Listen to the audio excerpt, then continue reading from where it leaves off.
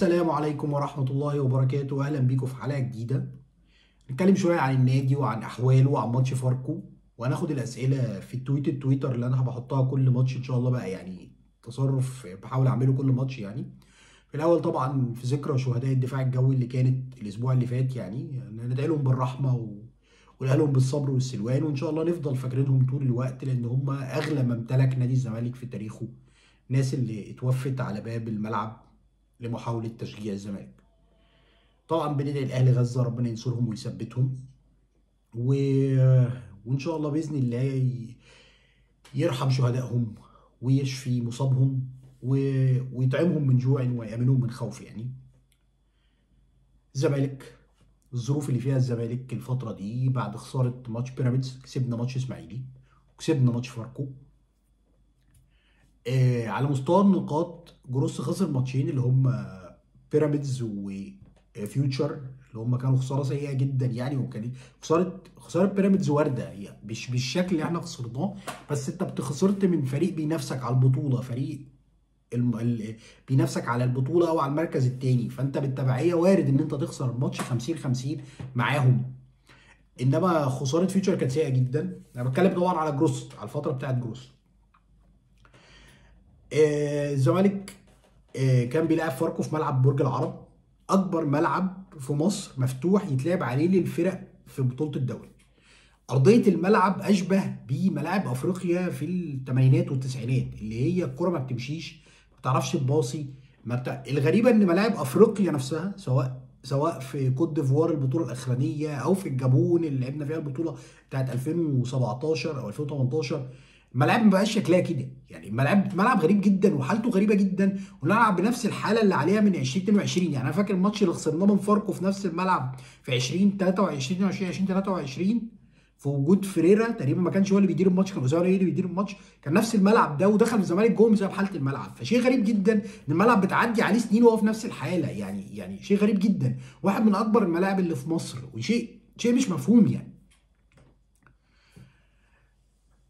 فوق الملعب كان الحكم بحالته السيئه والانذارات يعني 8 انذارات لعيبه الزمالك. يعني برضو المعيار اللي انت طردت بيه محمد جهاد ومحمود جهاد واديت 8 انذارات للفرقه، نص لعيبه من كتير هتغيب على الماتش الجاي، ما كانش نفس المعيار اللي لعيبه فاركو ما خدتش ولا انذار. يعني الحكم في شيء غريب، يعني الحكم شيء غريب. الحكم واضح من صوره مع ابنه ان هو اهلاوي منتمي للاهلي، زي امين عمر وزي حماده القلاوي وزي حكام كتيره جدا في الدوري بتشجع الاهلي وبتشوف ماتشات الزمالك بنضاره الاهلي يعني. فانا مش هقدر، يعني ده ناس متحيزه اصلا. يعني يا ريت اداره الزمالك تحط في اعتبارها في وقت من الاوقات ان احنا حتى لو هنلعب باربع اجانب في الدوري ونعتبر الاجنبي الخامس ده حكم اجنبي، حكام اجانب تيجي طول الموسم، فالزمالك هو الكسبان. ده رايي انا يعني. طبعا كره الطرد بتاعت محمود جهاد دي لا يمكن تتحسب انذار الا على الزمالك. يعني لما كره عاديه زي دي في الدوري ممكن ما تحسبش لاي فرقه، مش هقول لك الاهلي يعني. الزمالك بيبدا اللقاء بالتشكيل بتاع الماتش اللي فات باستثناء غياب فتوح للاصابه، وحل محله محمود بن طايق الظهير الايسر المغربي المعار من سانت ايتيان، اللي الناس كانت مستنيه ان هو يلعب مكان فتوح. والحقيقه كان اداؤه معقول جدا، وانا شايف ان هو كان يستحق نجم الماتش اكتر من عمرو نصر فيرود فاركو اللي خدها، يعني لان في النهايه محمود بن طايق فرقته اللي كسبت يعني. طبقا لتقييم سوفا سكور، محمود بن طايق تقييمه 7.5، عمرو نصر تقييمه 7. يعني الزمالك بدأ اللقاء بعواد، على شماله محمود بن طايق، وجنبيه احمد حسام عبد المجيد، محمد شحاته، نبيل دونجا، محمود جهاد، ومحمد السيد ناشئ الزمالك اللي بيلعب تقريبا 10، وزيزو وينج يمين، ومحمد حمدي المعار من انبي وينج شمال اللي هو اصلا باك شمال. ده التشكيل احنا بدأنا بيه، تشكيل اعتيادي جدا من جروس بدون تغيير في طريقة اللعب، بدون اي شيء في اي نوع من انواع الابتكار او محاوله تغيير او محاوله تغلب على عيوب او دفوات ظهرت في الماتشات اللي فاتت، بشكل بشكل ما فيهوش تفاعل يعني مع بشكل اعتدناه من جروس. يعني بشكل اعتدناه من جروس في شكل، لدرجه ان الثالث ماتش على التوالي كنا اتكلمنا فيها الماتش بيراميدز وماتش الاسماعيلي، يعني ماتش محمود جهاد اتصف في ماتش الاسماعيلي وماتش بيراميدز وعمر جابر وعبد الله السعيد، وامبارح محمد السيد. اللعيب بيصاب وبيفضل في الملعب شويه، يعني انا مش قادر افهمها ومش قادر افسرها. ويا ريت حد من الصحفيين لو هيشوف الفيديو ده او حد من اللي بيحضروا المؤتمرات الصحفيه يسال جروس ليه لما اللعيب بيتصاب بياخد شويه عشان يطلع. يعني الاصابه، يعني الاصابه ممكن تتفاقم وغالبا بتبقى شد، يعني غالبا بتبقى شد فممكن تقلب مزق. فانا مش قادر افهم طب الدكتور رايه ايه؟ يعني الموضوع غريب جدا. لعبنا فاركو اللي هي فرقه متعوده على الملعب وحافظين طريقه الملعب لان هم يلعبوا عليه كتير اكتر من الزمالك يعني. بس الزمالك كان اكثر، يعني كان اكثر رغبه في الالتحامات وفي التاكلينج وفي الضغط بشكل افضل من ماتش الاسماعيلي وماتش بيراميدز بشكل تقدر تشوفه بعينيك يعني. الكره المميزه جدا اللي هي الناس كلها اتكلمت عليها في كل البرامج، اللي هي الكره اللي محمود جهاد عمل تاكلينج جامد كده والكره اتقطعت وراحت لزيزو، زيزو رجعها لمحمود جهاد شاطها ببط رجله. الكره دي تحس ان كان في رغبه حقيقيه في الضغط وفي ان انت تحاول، يعني رغم ان الزمالك محاولاته على المرمى كانت قليله جدا في الماتش الحقيقه. شكل الفرقه دفاعيا وهجوميا لحد دلوقتي احنا دفاعيا بنتهدد، لحد دلوقتي احنا دفاعيا ممكن يكون اقل من الماتشات اللي فاتت، يعني اقل من ماتش الاسماعيلي، بس في النهايه في فرص، في حاجات بتروح على عواد بالذات في اخر 10 دقائق. في نفس الوقت الزمالك كان في نقطه كده ان هي فكره ان انت بدات بتلعب عرضيات لان انت لعبت باجنحه صريحه اللي هو محمد حمدي بيلعب وينج شمال وزيزو بيلعب وينج يمين، فانت مستني العرضيه من ناحيه اليمين او العرضيه من ناحيه الشمال، فلعبنا بسيف الجزيري. ولما جه وقت اللي فاركو بتهاجم وبتضغط وهتلعب مرتدات سحبنا سيف الجزيري ونزلنا ناصر منسي اللي ظهر في لقطه يعني ممكن يروح انفراد ما عرفش يروح انفراد. فالموضوع تحس ان يعني الموضوع غريب شويه. فالزمالك شكله هجوميا انا مش حاسس ان كان في فرص كتير اتخلقت، يعني مش حاسس ان احنا وصلنا، ما تحسش ان سعيد شيكا مثلا اختبر قوي حارس فاركو او راح عليه كور كتير. اللي حتى الفاول اللي اتلعب كان محمود جهاد اللي مكمل ومدافع فاركو حطها في نفسه. ما تحسش ان في حاجه بتتنفذ، مش حاجه بتتقال ومفيش عيوب مثلا بنتكلم فيها. مثلا المشكله اللي هي بين الوينج وبين الباك اللي هي اخترقنا فيها يوم ماتش بيراميدز كانت احسن شويه من ماتش الاسماعيلي واحسن امبارح شويه، بس فضل برضه في اخطاء فرديه زي الكره اللي احمد حسام اتزق فيها او ما اتزقش ووقع وكانت ممكن تيجي جون قبل ما الزمالك يتقدم لما عواد لمسها بايده طلعها يعني. محمد السيد اللعيب اللي عنده 18 سنه اللي جروس استخدمه في وسط الملعب باصابه عبد الله السعيد. هو بيلعب تقريبا بيلعب بدور عبد الله السعيد، بس هو تحس ان هو بيضغط اكتر وبيجري اكتر بس ما عندوش نفس الكوره اللي عند عبد الله. بس في النهايه الولد لعيب كويس.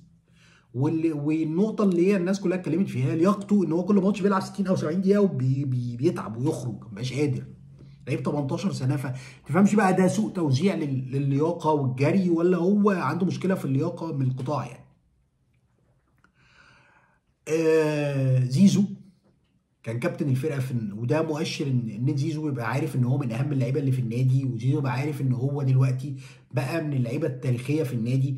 وفكره تجديد عقده للزمالك شيء مهم، شيء مهم ليه وللنادي. فيا ريت يا ريت تتاخد في عين الاعتبار يعني، خصوصا ان مستوى زيزو متاثر بشده. يعني مستوى زيزو مش هو زيزو خالص، الفرقه مش مساعداه تمام، انا مش بنكر ده، ضغط عليه اكتر انا مش بنكر ده، بس في نفس الوقت احنا مستنيين من زيزو اكتر من كده بكتير. يعني زيزو المفروض يكون احسن من كده بكتير.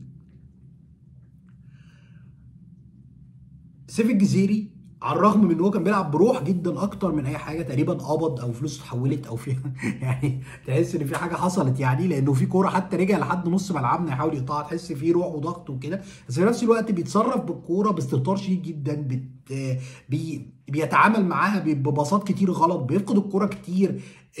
يحاول يسيب الكوره مثلا تلاقيها ممكن يشوطها يسيبها تطلع كورنر، حاجات كده تحس ان هو بيتصرف بشكل غريب.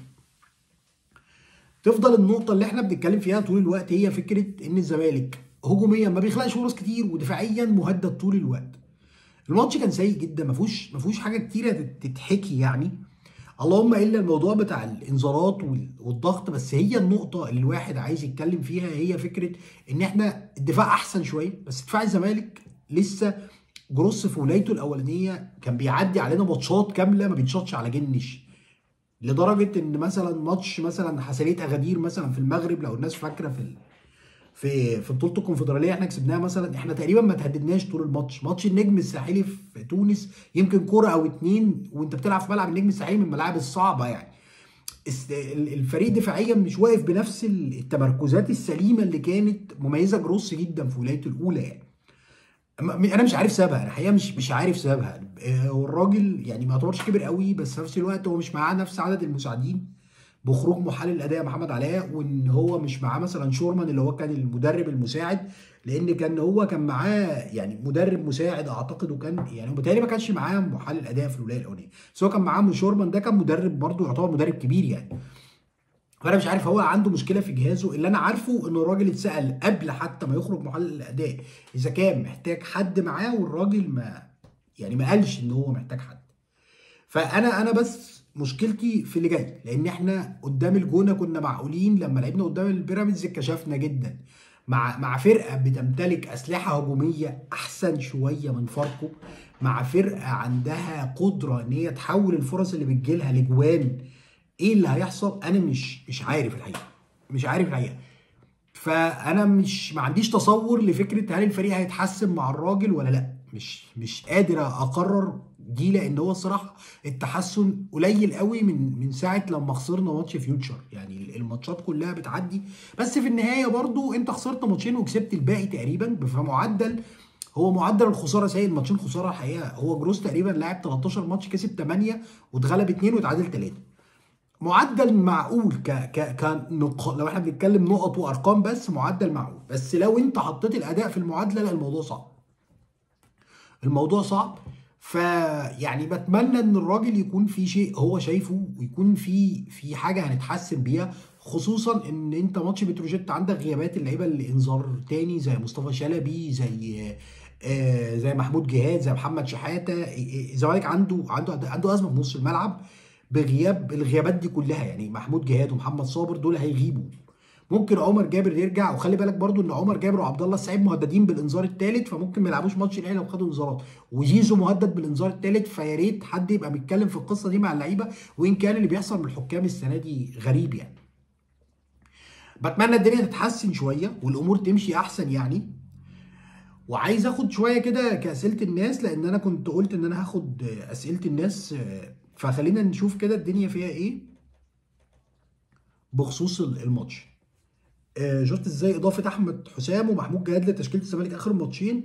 محمود جهاد خلى احمد سلام بيسال، محمود جهاد خلى في يعني زي ما تقول الضغط زاد حده، بقى اكثر اجريشن. يعني هو الراجل بيحط رجله بقوه، بيلتحم بقوه، معدلات جري كويسه.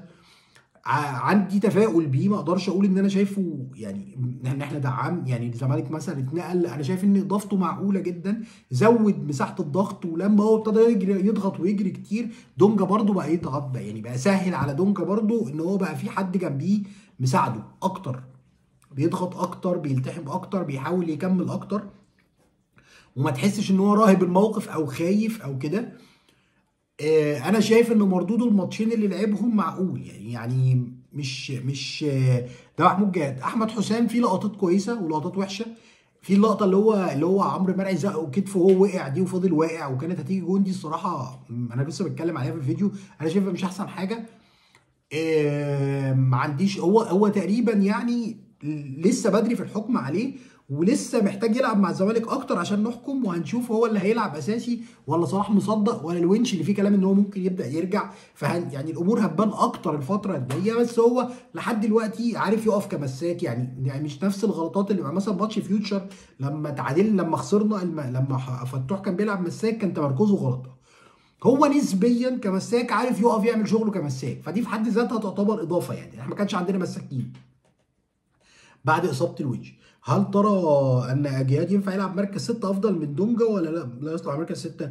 بص، هو الموضوع اصل يعني انا ما اعرفش، هي دي ليها علاقه بتوظيف المدرب وطريقه لعبه والشكل اللي هو شايفه، وهيطور اللعيب يقدر ولا لا. ما هو عبد الله جمعه مثلا مع جروس ما كانش باك ليفت خالص في الولايه الاولانيه، وبقى اتحول لاهم باك ليفت في مصر في فتره من الفترات، لدرجه ان احنا طلبنا يخش المنتخب.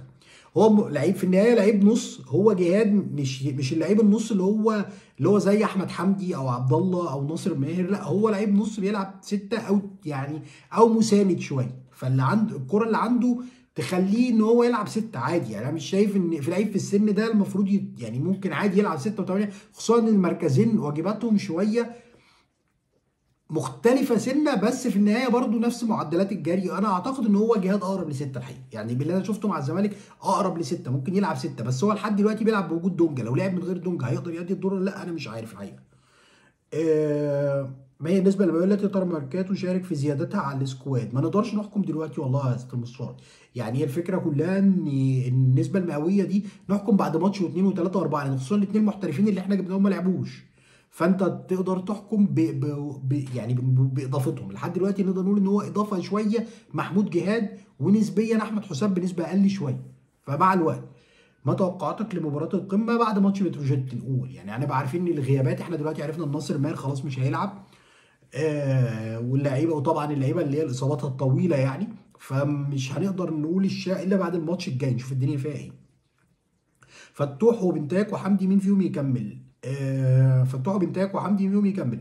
انا مش شايف ان حمدي قدم، يعني بنتايك قدم اوراق اعتماده في ماتش السوبر وفي اوقات كتير وفي الاوقات اللي فاتت. انا مش شايف ان حمدي قدم شيء، يعني انا مش شايف ان حمدي قدم شيء، وهي محتاجه الحقيقه موضوع يتحسب كويس ويكون في تخطيط مين فيهم اللي يكمل ومين لا. يعني لو فتوح هيخرج فاحنا مثلا هيبقى مثلا مكان الاجنبي هياخدوا بنتايك، لا احنا محتاجين الاجانب في خط الهجوم، فبالتبعيه ممكن نتنازل عن وجود بنتايك ونحاول نحافظ على حمدي. وان كان حمدي مثلا انبي مثلا احنا لينا اولويه شراء، يعني لو الاهلي مثلا عرض 50 مليون وانا عرضت 50 مليون، فالاهلي ممكن انا يبقى ليا انا الاولويه ان انا اشتريه.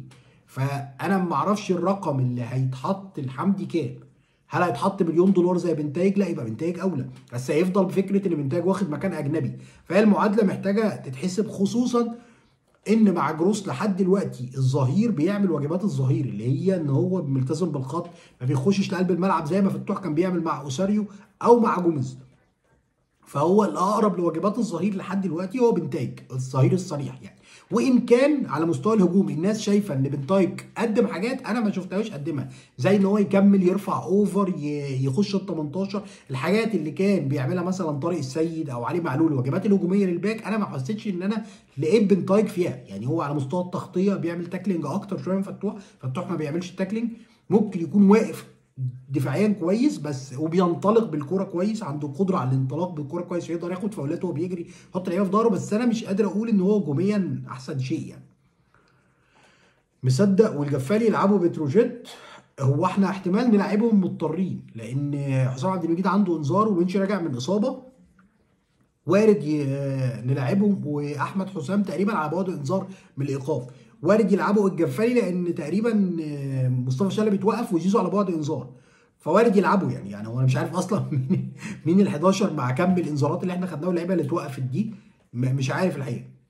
ايه رايك في لعب ثلاث مدافعين في الويتش؟ بص الطرق الرقميه والحاجات دي يا اسلام مش هقدر يعني، الموضوع محتاج اهم من الطريقه الرقميه. اللعيبه شكلها، الفرقه شكلها إيه في الملعب، يعني مش فكره ثلاثه ولا اربعه يعني هي الطرق الرقميه كلها بتأدي بنفس الشيء، اللي هو ان الفرقه تكون خطوط قريبه من بعض، بتعرف تضغط بتعرف تستخلص ده. انما فكره مثلا ان انا العب بثلاثه عشان امن او العب، هو جروس مش واضح ان هو فليكسبل برضه، يعني عشان برضه للامانه هم بيلعب بنفس الطريقه ومثبتها، وده في ولايته الاولانيه وولايته الثانيه الراجل ما عندوش حته ان هو يغير يعني.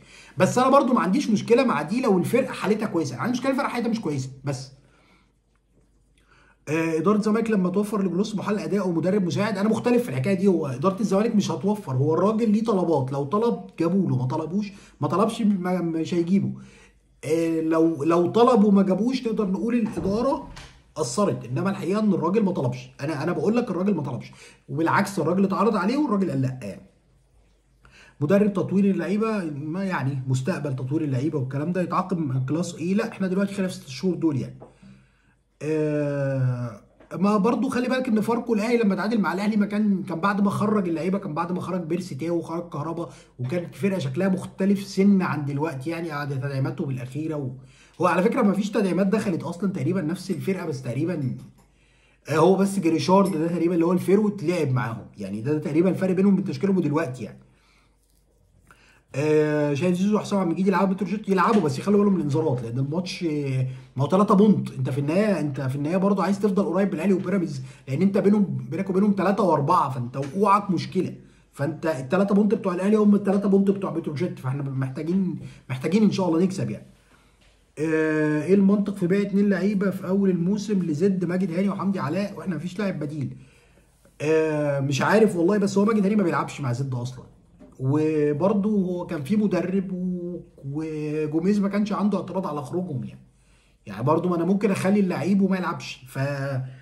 لا انا الصراحه بشوف ان فكره ان انت تبيع لعيب مش هيلعب عندك اساسي دي احسن، لان الفريق اصلا فيه لعيبه كتير محتاجه تخرج، وخصوصا ان بقول لك ماجد هاني ما بيلعبش مع زد، فهو كان زي يلعب في الزمالك يعني. حمدي علاء بيلعب وبيلعب ساعات وساعات يعني، بس ما تقدرش تقول ان هو برضه ينفع يلعب اساسي في الزمالك يعني. الليفل المطلوب في الزمالك ممكن يكون اعلى سنه، او ممكن يكون الولد هيبقى كويس بعد كام سنه ما تعرفش، بس ممكن كانت حط شرط اولويه شراء يعني بعد سنه او اتنين، ده المنطقي يعني. الاداره دي في امل ادائهم يتحسن ولا هيفضلوا كده للاخر جموده المجلس؟ والله بص، يعني على مستوى اشياء معينه زي اليد والطايره والسله برضو في كلام دلوقتي على ان في مدرب اجنبي هيجي، شكل اداره الحاجات دي كويس معقول، نقدر نقول ان هم اتحسنوا عن السنه اللي فاتت. الكوره الملف محلك سر يعني، الدنيا ماشيه نفس طريقه اداره الانتقالات بنفس الاسامي بنفس الشكل، ما تقدرش تقول في ملف الكوره في اي تحسن يعني. اسامي بتطلع واسامي بتخرج، وتحس ان هو نفس الاداء ونفس الكركبه ونفس دخول الانتقالات في اخر يوم. فانا ما اقدرش اقول ان يعني الواحد لو يشوف ان هم يتحسنوا يشوف ان هم اتعلموا من اخطائهم، انا مش شايف ان حد اتعلم من اخطائه في الكوره بامانه الله يعني، اداء مغزي جدا. محمود جهاد 6، انا ببص انا ما عنديش دي، محتاجه برضو المدرب يعني المدرب هو اللي يقدر يقول. كان ميدو كده في سنه جه قال عمر جابر انت تجيب 10 تجوان في الموسم، وقال لمحمد احمد توفيق انت بوكس تو بوكس، يعني فكره القواله دي سهله، المهم مين اللي يقدر يحققها. فيريرا مثلا في 2015 خلى توفيق بوكس تو بوكس وجاب 6 7 تجوان، وخلى عمر جابر 10 تجوان، فهي قابليه تنفيذ الفكره، جهاد مقاومات بدنيه وجري، ممكن يلعب 6، بس محتاجه المدرب هو اللي يقدر يوظفه ويعرفه هيقف فين ويعمل ايه ويخط ازاي ويتحرك ازاي. انا اعتقد جهاد كان في المنتخب الاولمبي بيلعب 6 مع شحاته، مع شحاته كان هو اللي 8 ومحمود صابر التالي، فهو كان بيلعب 6 و8 ميكالي تقريبا. ايه رايك في اختفاء كابتن حسين من الصوره تماما؟ تدخل برؤيه واضحه بعد اللي حصل. هو كابتن حسين مش بيظهر كتير يعني ومش بيتكلم كتير يعني في البرامج وكده، هو ما اختفاش، هو موجود وهو اللي بيدير يعني، هو المفروض المجلس هو اللي بيدير، حتى الناس المؤقته اللي كانت زي حازم وميدو قال لك اللي بيدير كابتن حسن كابتن حسين يعني. دي انجاح تجربه جروس او على قائم وفقا للنتائج يعمل ايه انجاح تجربه؟ انا مش شايف المجلس اثر مع جروس الحقيقه، انا شايف انه جروس في ايده كل حاجه، ويعني هو يعني ممكن يكون في دعم اكتر من فكره ان هي الكلام اللي كتير قوي على تغييره تغييره تغييره، ده غلط، لان انت بتهز المدرب وبتهز ثقه اللعيبه فيه يعني. حبك لفيرا اثر على انتقادك لجروس خصوصا الاثنين مدربين؟ لا والله مفيش كومبيتيشن، انا بحب الاثنين والله خالص، انا بس عشان حاطط صوره البروفايل في تويتر فيريرا، لا خالص والله يا اسلام انا ما عنديش مشكله معاه خالص، بالعكس والله انا كنت بشوف ان هما الاثنين كانوا مدربين كبار جدا في ولايتهم الاولى يعني. فيريرا الدنيا فكت منه 2023 وانا برضو قلت ساعتها يعني، فلا هو جروس شكل الفرقه والله ما في اي شيء خالص يعني، بالعكس ولا حب ولا ما بكرهوش خالص يعني. كان صابر بيسال جروس يكمل ولا يمشي قولا واحدا؟ جروس يكمل ولا يمشي؟ انا مش شايف ان في اي دلوقتي الوقت اللي احنا فيه ده في اي وقت ان الراجل يمشي، انا شايف ان الراجل على الاقل لحد ماتش الاهلي لازم يكمل، احنا خلاص في امر واقع، اي مدرب هيجي مش هتقدر تحاسبه على نتيجه ماتش الاهلي، والوقت ضيق جدا، فانا شايف ان الراجل يكمل لماتش الاهلي يعني، ده رايي انا الصراحه، لان صعب جدا ان انت تغير وتجيب مدرب اسبوع وتقول له انت مسؤول عن ماتش الاهلي، فربنا يستر. انا شكل الفرقه مخوفني جدا، بس هو المنطق بيقول كده يعني، المنطق بيقول كده، ده رايي انا يعني قبل ماتش الاهلي ان الراجل يكمل الماتش الاهلي. ايه رايك في اختفاء كابتن حسين انها جاوبنا جروس ظالم ولا مظلوم؟ مش عارف والله انا يعني، هو اتظلم في حاجه، اتظلم في حجم الاصابات يعني، عبد الله السعيد كل شويه كان بيتصاب، ناصر ماهر اتصاب، ولما رجع عمل المشكله بتاع ماتش الاسماعيلي دي وتوقف 3 ماتشات، فهو ما كانش عنده لعيب من اللي هو ممكن يحرك له الفرقه، وطبعا الغيابات يعني، حتى مصطفى شلبي كان مصاب الماتش اللي فات، عدد الاصابات اللي كانت مع جروس كان كبير جدا، واثر عليه جدا. فممكن يكون ده من اسباب ان الفرقه خصوصا ان اللعيبه دي لما كانت بتغيب مع جوميز كان الفريق بيعاني يعني. رايك في عمرو ناصر ينفع لينا؟ لا الصراحه مش شايف ان في فيرود في مصر، في الدوري المصري بفراوده المصريين ممكن يبقى مؤثر. الزمالك محتاج فيرود اجنبي مش سيف الجزيري يكون موجود معاه. فيرود اللي هو قوي سريع، ينفرد يعرف يروح يحطها، الحاجات البديهيه اللي مش موجوده في سيف الجزيري يعني. ينفع نشيل مدرب بعد ما اختار الصفقات؟ يعني هو كان جزء من اختيار الصفقات، ما كانش كل حاجه يعني.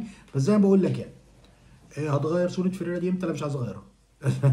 في امل في اي بطوله نقول يا رب يعني، مش حاجه تتقال يعني. ايه المشكله ان ميدو يبقى ليه دور في ملف الكوره بكل مساوئه الشخصيه؟ بس اكيد هيأدي احسن من سليمان وحسين السيد في ملف الكوره. لا.